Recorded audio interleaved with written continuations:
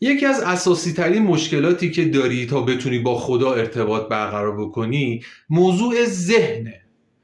متاسفانه خیلی از ماها انقدر درگیر ذهن شدیم که باعث شده که نتونیم ارتباط درستی رو با خدا برقرار بکنیم. چرا؟ چون اصلا این ذهن انقدر فضای وجودی ما رو پر کرده که اصلا به ما اجازه نمیده با خدا ارتباط برقرار بکنیم. هی فکرهای مختلف، صحبتهای مختلف در مورد چیزهای مختلف، یعنی شاید بگم در عرض 1 ثانیه 100 تا فکر همجوری تو ذهنت میاد از چیزهای مختلف که هیچ کدومشون به هیچ کدومشون ربطی ندارن.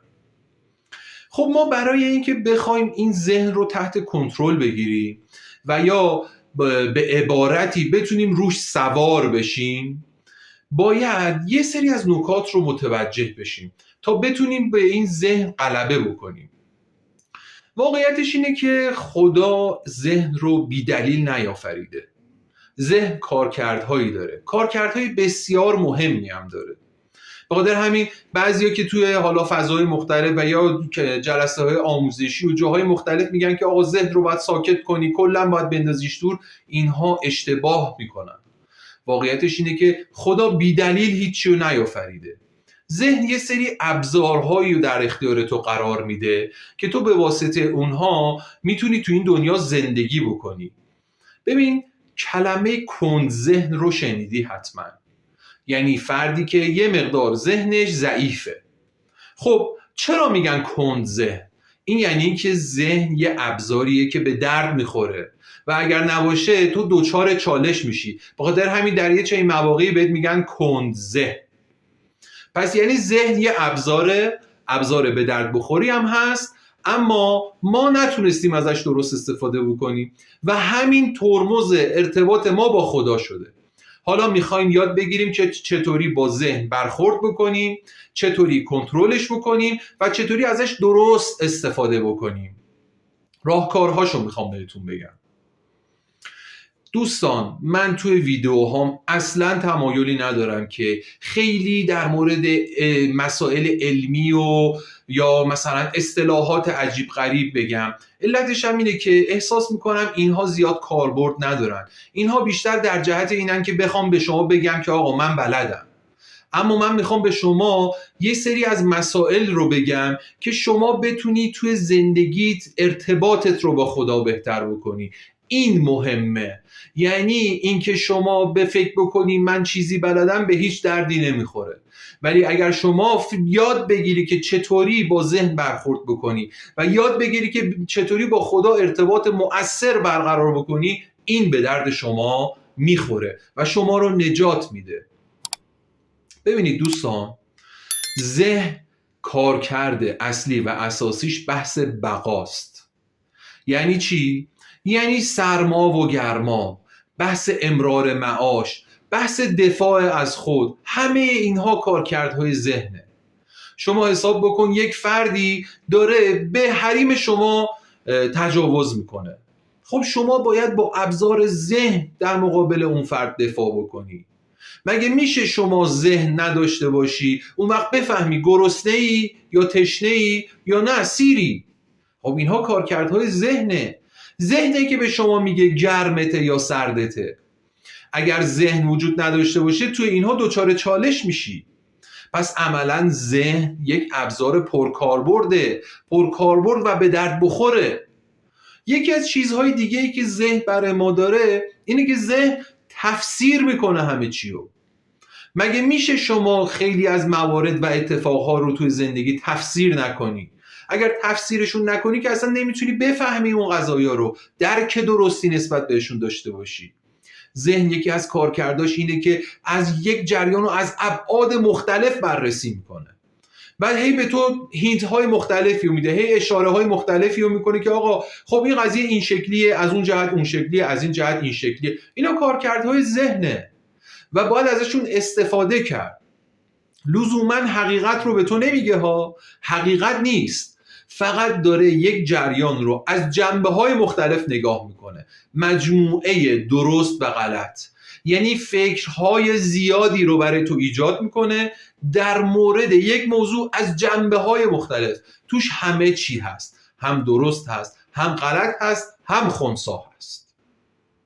یکی از چیزهای دیگه‌ای که ذهن داره اینه که یا داره تو در مورد آینده صحبت میکنه که داره به تو یک نگرانی رو در مورد آینده میده، یا یک به هر حال مسائل و نکته‌هایی در مورد آینده به تو میگه که آقا اگر آینده میخوای این اتفاق بیفته باید این کارا رو بکنی، این برخوردار رو بکنی.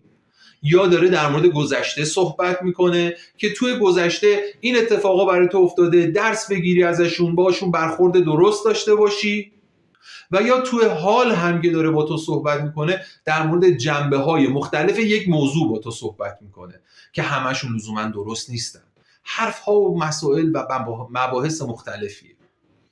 یکی از چیزهای دیگه‌ای که ذهن داره اینه که ذهن به کنترل علاقه داره، دوست داره همه چیز رو تحت کنترلش داشته باشه. چرا؟ اینم از همون حس بقا داره میاد. یعنی با کنترل امنیت رو برای تو میخواد ایجاد بکنه. یعنی وقتی ذهن بتونه خیالش راحت باشه که همه چیز تحت کنترلشه، اون وقتی که امنیت پیدا میکنه. اما هیچ وقت همه چیز تحت کنترل تو نیست. به خاطر همین ذهن همیشه ناامنه، یعنی همیشه احساس ناامنی داره. خب حالا ما در کل فهمیدیم که آقا ذهن کارکردش چیه، چه اثراتی داره، چه کارکردهایی داره و خدا اینو بی علت نیافریده. اما مشکل کجا به وجود میاد؟ مشکل اینجا به وجود میاد که تو فکر میکنی ذهن خود تویی. یعنی در برخورد با ذهن متوجه نیستی که ذهن یک ابزاره که در اختیار تو قرار داده شده. تو ماهیتت با ذهن متفاوته. تو کسی هستی که ذهن در اختیار تو قرار داده شده تا ازش استفاده بکنی برای خودت. اما خیلی از ماها بعد از یه مدتی انقدر این ذهن روی ما سوار میشه که ما خودمون رو فکر میکنیم ذهنه. یعنی هر چیزی تو درون ما، تو ذهن و تو فکر ما میاد، فکر میکنیم اون خود ماییم، در صورتی که این نیست. اون تو نیستی، اون ذهن توه و تو کسی هستی که داری از ابزار ذهن استفاده میکنی یا بهش نگاه میکنی. ذهن برای تو پرونده رو باز میکنه، تو اون پرونده رو میخونی و از توش انتخاب میکنی داده ها رو. حالا متاسفانه به ما چون توی دوران کودکی یاد ندادن که با ذهن چطور برخورد بکنیم، بعد از یه مدتی این ذهن آروم آروم با افکار مختلف و حرفهای مختلف میاد و کل فضای زندگی ما رو میگیره و کم کم چون ذهن یک بر اساس داده هایی که بهش داده میشه تصمیم گیری میکنه و صحبت میکنه، بخاطر همین کم کم یک فضای محدودی رو دور و بر ما ایجاد میکنه و اون فضای محدود باعث میشه ما بیفتیم توی یک زندان، توی یک حصار. مولانا میگه یکی تیشه بگیرید پی حفره زندان، چو زندان بشکستید همه شاه و امیری.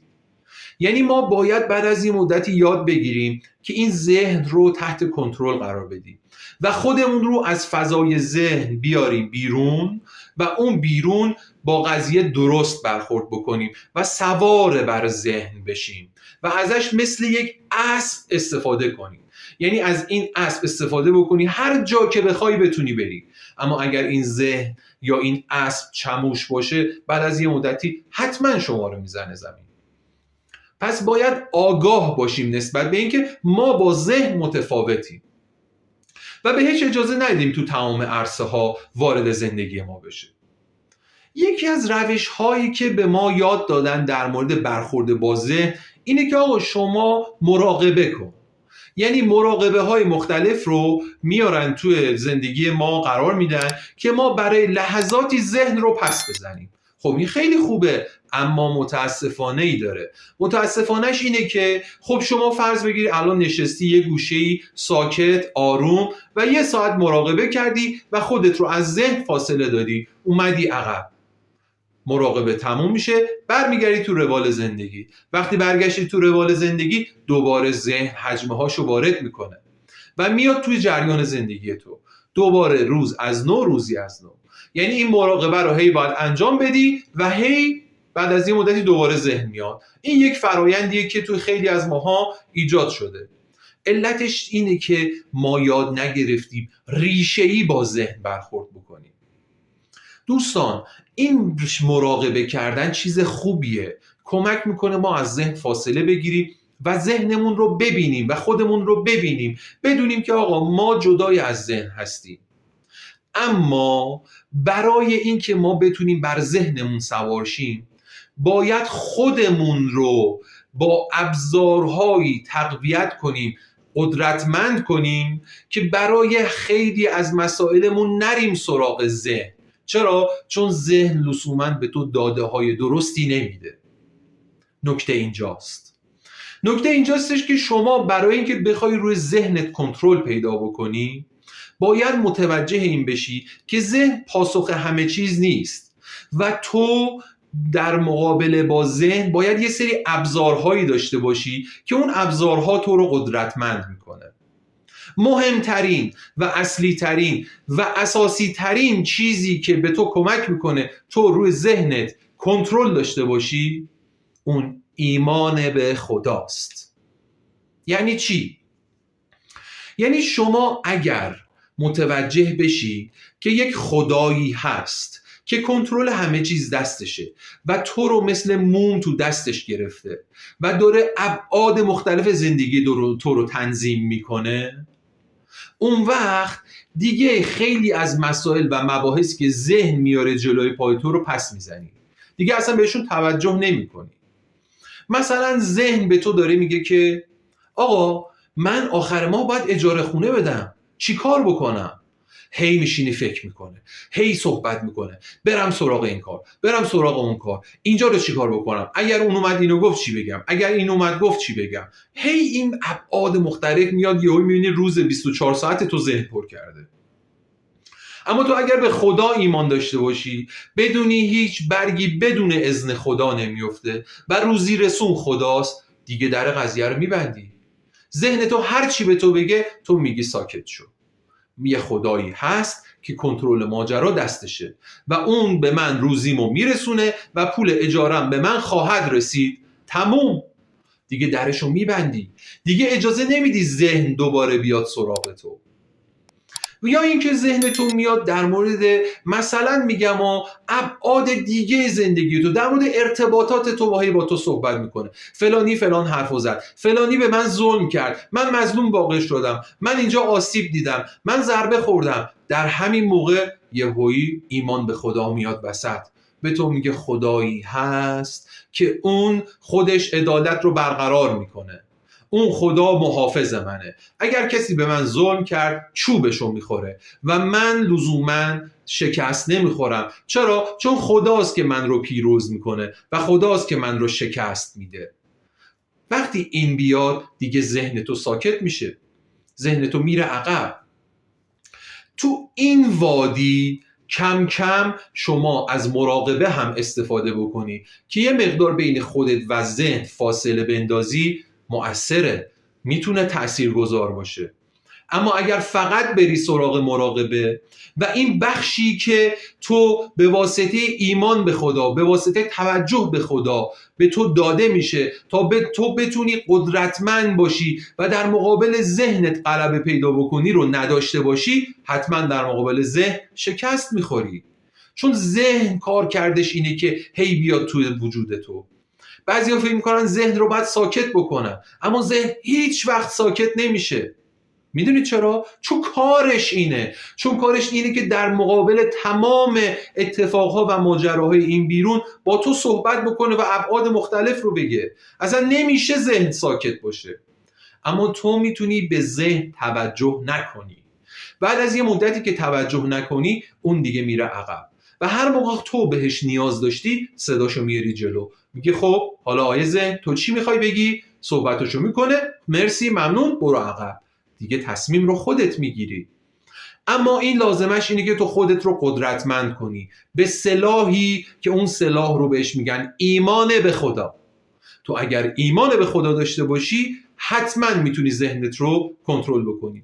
این همه عرفای بزرگ و این همه عرفای قدرتمند هستن که اینها لزوما ساعتها نمیشینن مراقبه بکنن. اینها ساعتها یه گوشه خلوتی ندارن، اتفاقا توی جمعن، توی بیرونن، توی اجتماعن، اما سوار بر ذهنشون هستن. این خیلی مسئله مهمیه که ما اصلا بهش توجه نمی کنیم. یعنی باید خودمون رو قدرتمند کنیم، خودمون رو به سلاح ایمان به خدا مسلح بکنیم تا به واسطه اون بتونیم روی ذهنمون کنترل پیدا بکنیم و کم کم از ابزارهای مراقبه هم استفاده بکنیم به عنوان تقویتی تا بتونیم روی ذهن سلطه پیدا بکنیم.